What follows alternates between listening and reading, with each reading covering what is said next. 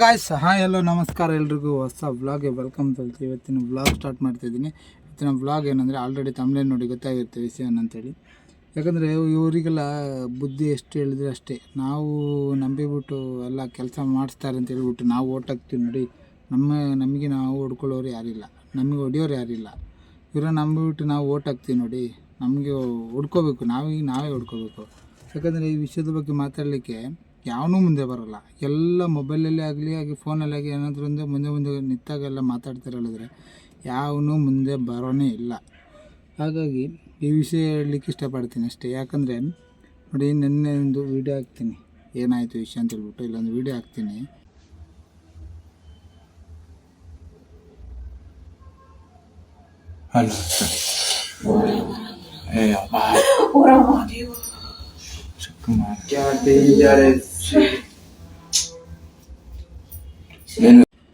ಆ ವಿಡಿಯೋ ಆಗಿ ಮಾರನೇ ದಿವಸ ಆಗಿ ಇವರಿಗೆ ಅಪ್ರೂವಲ್ ಆಗಿದೆ.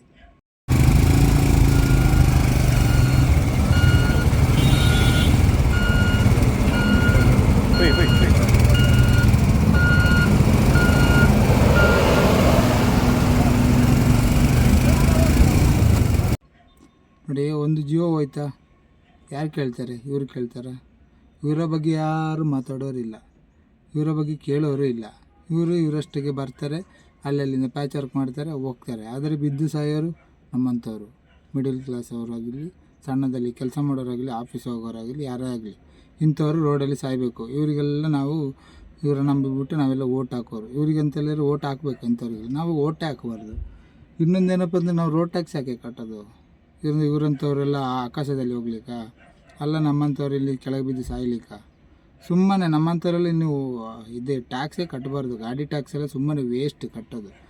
ನಾವು ರೋಡು ಕೆಲಸ ಆಗ್ತದೆ, ಏನಾದರೂ ಒಂದು ಕೆಲಸ ಮಾಡ್ತಾರೆ ಅಂತ ಹೇಳ್ಬಿಟ್ಟು ನಾವಿಲ್ಲಿ ಎಲ್ಲ ಓಟ್ ಹಾಕ್ತೀವಿ, ಎಲ್ಲ ಕೆಲಸ ಮಾಡ್ತೀವಿ ಅಂತ ಹೇಳ್ಬಿಟ್ಟು ನಾವು ನಂಬಿ ಮಾಡಿದರೆ ಇಂಥವರು ಕಚೇರಿಗಳೆಲ್ಲ ಕೆಲಸ ಮಾಡೋದು ನೋಡಿ. ಅರ್ಧಂಬರ್ಧ ಕೆಲಸದಿಂದ ಒಂದು ಜೀವ ಹೋಗಿದೆ. ಯಾರಿದ್ದಾರೆ? ಇದ್ರ ಬಗ್ಗೆ ಮಾತಾಡೋನು ಯಾವನು ಬರೋಲ್ಲ. ಯಾಕಂದರೆ ಇವರಿಗೆ ಅವರ ಅಗತ್ಯ ಇಲ್ಲ. ಇವರಾದ್ರೆ ಕೇರ್ಲೆಸ್ ಒಂಥರ, ಅಂದರೆ ಸಾಯಲಿ ಇನ್ನು ನಾಳೆ ಮಾಡ್ಬೋದು ಆ ಥರ ಕೇರ್ಲೆಸ್ ಇವ್ರದ್ದು. ಇಂಥವರಲ್ಲಿದ್ದರೆ ಇಲ್ಲಿ ನಮ್ಮ ಸರ್ಕಾರ ಉದ್ಧಾರ ಆಗೋದು. ಇಲ್ಲಿ ಸರ್ಕಾರದಲ್ಲಿ ಇಂಥವ್ರು ವೇಸ್ಟ್, ಬೇಡವೇ ಬೇಡ, ಕೆಲಸ ಮಾಡೋರೇ ಬೇಡ. ನೋಡಿ, ಈ ಲಾಸ್ಟ್ ಟೈಮ್ ಒಂದ್ಸಲ DJ ಬ್ಯಾನ್ ಆಗಬೇಕಂತ ಹೇಳ್ಬಿಟ್ಟು ಎಲ್ಲವರೆಲ್ಲ ಮಾತಾಡ್ಬಿಟ್ರು. ಅದೆಲ್ಲ ರಾಜಕಾರಣಿ ಅಲ್ಲಿ ಇಲ್ಲಿಗೆಲ್ಲ ಹೋಗಿ ಗೌರ್ಮೆಂಟಿಂದನೇ ರೂಲ್ಸ್ ಬಂತು ಬ್ಯಾನ್ ಆಗಬೇಕು ಅಂತ.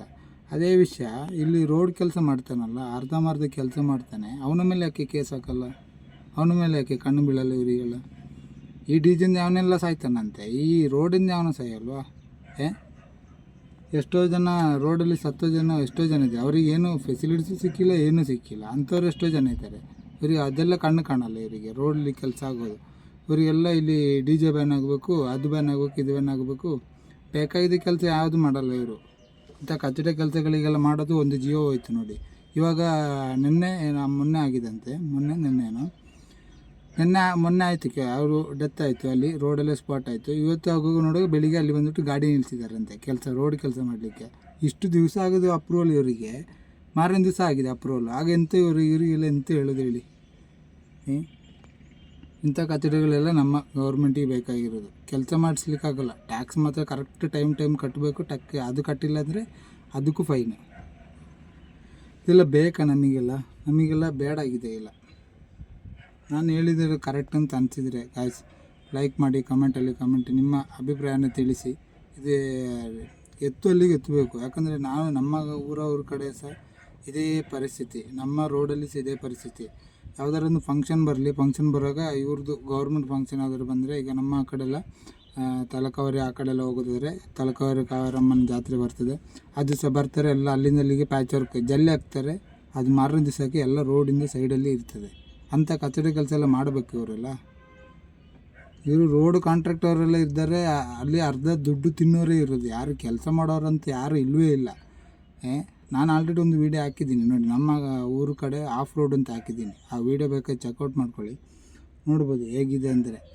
ವೆರಿ ವರ್ಸ್ಟ್ ಕೆಲಸ ಅಂದರೆ ವರ್ಸ್ಟ್ ಕೆಲಸ. ಯಾರು ಹೇಳೋರಿಲ್ಲ ಕೇಳೋರಿಲ್ಲ ಇಂಥವ್ರನ್ನ. ಯಾಕಂದರೆ ಮಾತಾಡೋರು ಬರೋಲ್ಲ. ಹಿಂದೆ ಈಗ ನೋಡಿ, ನಾನು ಈಗ ಹೇಳ್ತಿದ್ದೀನಿ ಅಂದರೆ ನನ್ನ ಜೊತೆ ಇನ್ನೊಬ್ಬ ಯಾವನ ಸಿಕ್ಕಿದ್ರೆ ನಾವು ಮಾತಾಡ್ತೀವಿ ಹೇಳಿದ್ರೆ ಬೇರೆ ಯಾರು ಏನು ಮಾತಾಡಲ್ಲ. ಯಾಕೆ? ಈ ರೋಡಿದ ಕೆಲಸ ಎಲ್ಲ ಯಾರಿಗೆ? ಪೊಲೀಸವ್ರಿಗೆ ಕಾಣಲ್ವಾ? ಪೊಲೀಸರು ಇದೆಲ್ಲ ರೂಲ್ಸ್ ಮಾಡಲಿಕ್ಕಾಗಲ್ಲ, ಬಾಕಿದೆಲ್ಲ ರೂಲ್ಸ್ ಮಾಡ್ತಾರೆ. ಅದು ಮಾಡಬಾರ್ದು, ಇದು ಮಾಡಬಾರ್ದು, ಹೆಲ್ಮೆಟ್ ಹಾಕ್ಕೊಳ್ಳಿ, ಅದು ಸೇಫ್ಟಿ ಅಂತ ಹೇಳ್ತಾರೆ. ಎಲ್ಲಿ ಸೇಫ್ಟಿ ಇದೆ? ರೋಡಲ್ಲೇ ಸೇಫ್ಟಿ ಇಲ್ಲ ಅಂದರೆ ರೋಡಲ್ಲಿ ನಾವು ಹೋಗೋರು ಯಾಕೆ ಸೇಫ್ಟಿ ಹಾಕ್ಕೋಬೇಕು? ವೇಸ್ಟ್ ಇದೆಲ್ಲ. ನಾವು ಸುಮ್ಮನೆ ಎಲ್ಲ ನಂಬಿಬಿಟ್ಟು ಎಲ್ಲ ಮಾಡಬೇಕು.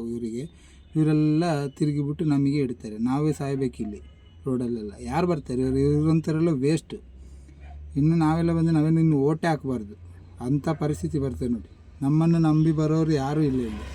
ಎಲ್ಲ ಅವರವರ ಕೆಲಸ ನೋಡ್ಕೊಳ್ತಾರಲ್ಲದೆ ನಮ್ಮನ್ನು ನಮಗೆ ಯಾರೂ ಬರೋದು ಇಲ್ಲ. ರೋಡಲ್ಲಿ ಬಿದ್ದು ಸಾಯೋರು ನಾವು ಅಂತ ಹೇಳ್ತಾ ಇವತ್ತಿನ ವೀಡಿಯೋದಲ್ಲಿ ಇಷ್ಟು ಹೇಳಲಿಕ್ಕೆ ಇಷ್ಟಪಡ್ತೀನಿ ಗೈಸ್.